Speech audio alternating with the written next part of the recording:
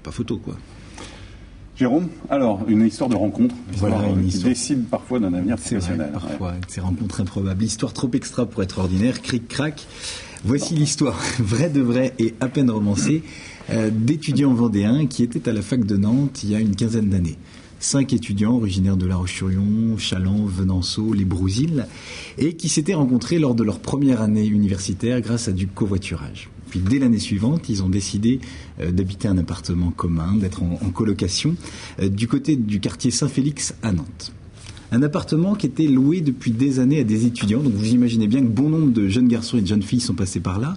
En atteste d'ailleurs un sac situé sous l'escalier qu'ils appellent le sac à archives, dans lequel on entasse tout le courrier destiné au locataire précédent.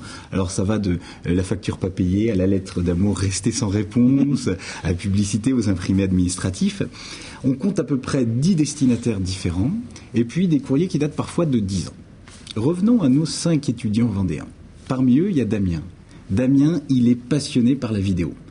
Et il s'est acheté un caméscope et en début d'année universitaire, il décide de filmer des petites bribes de vie dans l'appartement. Alors il va faire une séquence vidéo sur les soirées, les fameuses soirées étudiantes, parfois bien arrosées, les petits déjeuners quand il y en a un peu speed, rapidement avalés, ou alors... Ça fait sourire Aurélien, on sent les souvenirs ça sent le vécu. Ou alors il a filmé aussi une visite du frigo avec la collection de boîtes Tupperware multicolores confectionnées avec beaucoup d'amour par leurs mamans respectives, vidéo aussi de jeux de cartes endiablés, et puis, enfin bref, tout ce qui fait le quotidien d'une colocation chez les étudiants. Puis un jour, il a eu envie de pousser cette passion un peu plus loin. Il a décidé de réaliser une petite fiction, une visite un peu décalée de l'appartement. Julie, qui était colocataire, elle décide de jouer la fausse guide et elle fait visiter l'appartement façon château de Versailles. Alors le vulgaire tabouret en formica devient un splendide meuble style post-giscardien aux formes traditionnelles, contemporaines. Bref, elle improvise avec une facilité étonnante. Et puis à un moment donné, elle passe devant ce sac à archives. Elle tire une enveloppe au hasard, et puis cette enveloppe, elle est destinée à un certain monsieur Virgile Favre. Elle date de 10 ans, c'est un imprimé administratif, mais dans son improvisation, Julie, elle en fait un document officiel de la plus haute importance, quand tout à coup, on sonne à la porte. Alors là, elle fait signe à Damien de surtout pas couper la caméra. Elle lui demande de le suivre, elle ouvre la porte, et devant elle se tient un monsieur... Virgile Favre. Exactement. Énorme. C'est énorme.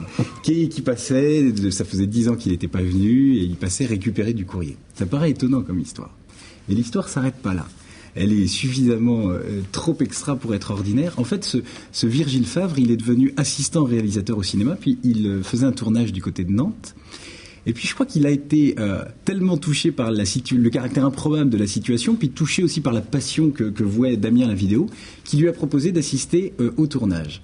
Et je dois dire que cette rencontre avec Virgile Favre, pour Damien, ça a été un tournant décisif, puisque il a collaboré, il a quitté ses études, il a collaboré plusieurs années de suite dans le cinéma. Il est devenu régisseur général pour le cinéma, et ça fait 5 ans qu'il travaille dans ce domaine-là.